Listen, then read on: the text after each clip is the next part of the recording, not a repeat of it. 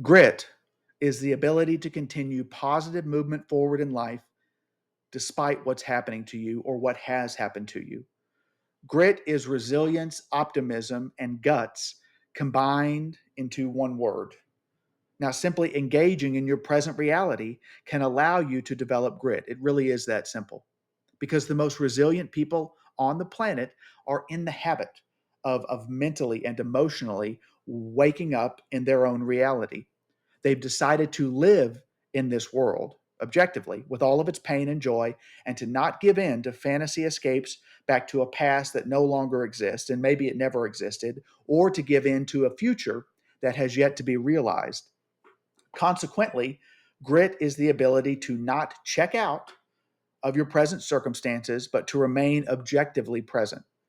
It means looking around at the scattered debris of your life and saying, this is my uncomfortable bed. It's a floor mat because it was the cheapest thing I could find on Amazon. This is my crappy apartment. It's 5 blocks from the nice home that I had hoped to build my life and future in. This is my new job. And it's a pathetic replacement for the career that I've lost. This is my dog coming out to say hi for a brief moment as I drop my kids off at their other home. Easier said than done. Because going through a divorce or any major trauma and failure can and will seriously impair your ability to develop grit. Now, why is this the case? Your traumatic experiences erode your sense of self by easily creating these toxic connections to past and future, which disable your natural ability to engage in the present with sober thinking and judgment. Now, naturally, you're human, right? You want to rewrite your history. I want to rewrite my history. You want to undo mistakes that have already left their scars. This is an unhelpful impulse that you must overcome to develop grit so that you can translate a fantasy desire and sort of toxic connection into genuine regret over what took place in your life.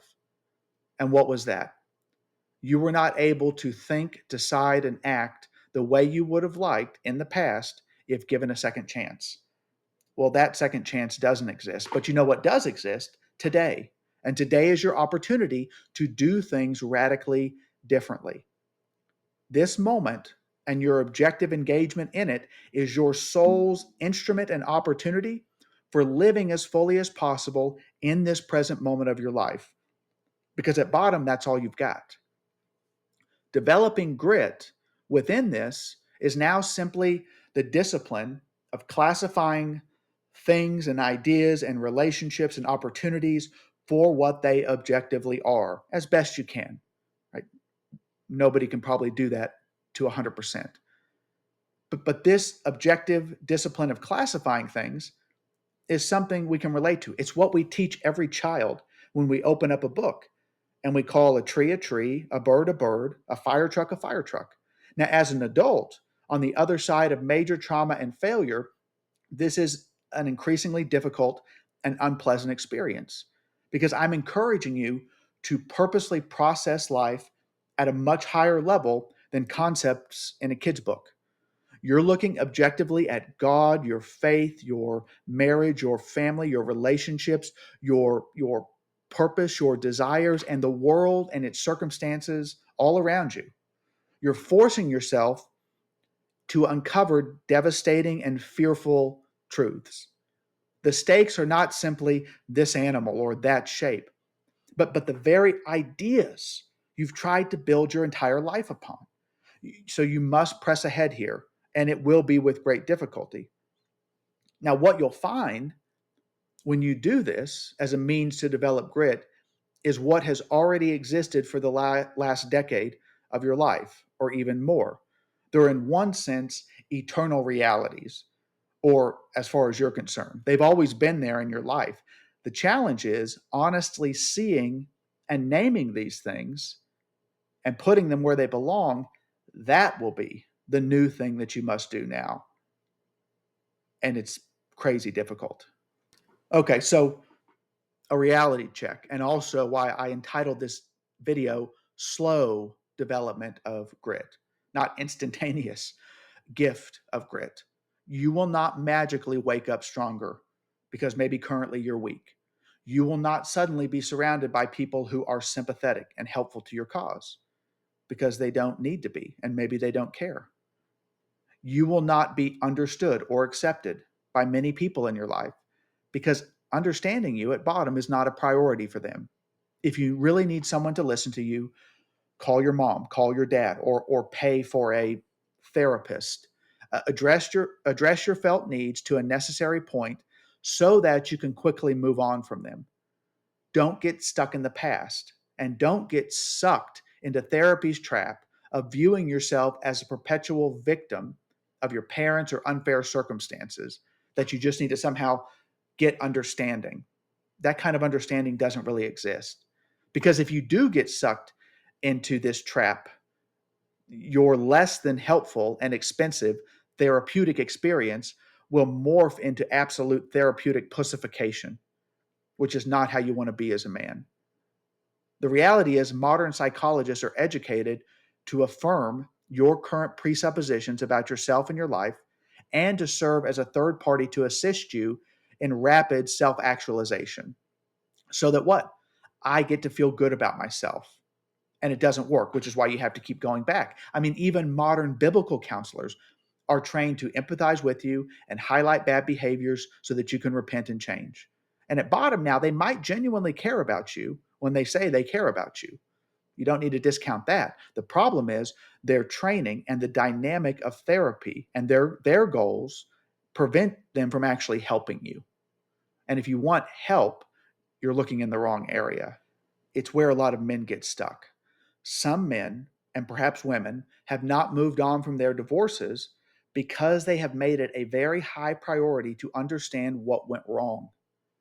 This is an unconscious impulse to fix something, which is probably more of an impulse for a man and his nature than for a woman. This thing cannot be fixed.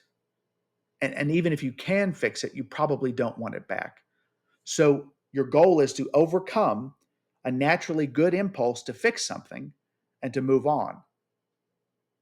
Understanding is a part of it, but the thing you need to understand is that many of your specific questions do not have satisfying answers.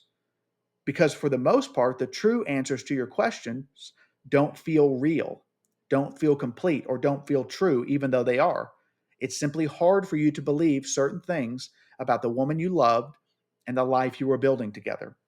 An answer like, your wife didn't really love you, is only unsatisfying because a part of you wants to deal with your remaining shame over the relationship superficially. An answer like, your wife didn't mean her marriage vows the way you meant your marriage vows, is only unsatisfying because a part of you seeks to blame some outside alien force that existed apart from your knowledge for a decade for the relationship breakdown. The obvious and simple answer is probably the right one. The thing you need to process is that your marriage is over. This final resolution, in one sense, closes the loop on any and all lesser conflicts, words, and actions that led up to it, that were merely the symptoms of an underlying diagnosis that is much harder to process as a man, even though it might be simpler. For example, when World War II or any major war ended, there were no attempts to analyze every bullet fired or every bomb detonated. Victory Day was Victory Day. Peace was solidified. Accepting that something is over, is merely over, is grit personified. Overanalyzing your past is a weakness because why are you doing it? You believe that you must either justify yourself or you hold out some hope, a fantasy hope, of enlightened understanding. An enlightened understanding that will do what? Make the pain less, make the trauma less. There is no understanding that can give you that. God alone is able to resolve the scattered debris of your personal history because take a lesson from history. Groups and entire nations have failed at such attempts to analyze and understand. Don't take on a job you cannot complete because seeking this kind of resolution is in reality like searching for the pot of gold at the end of the rainbow.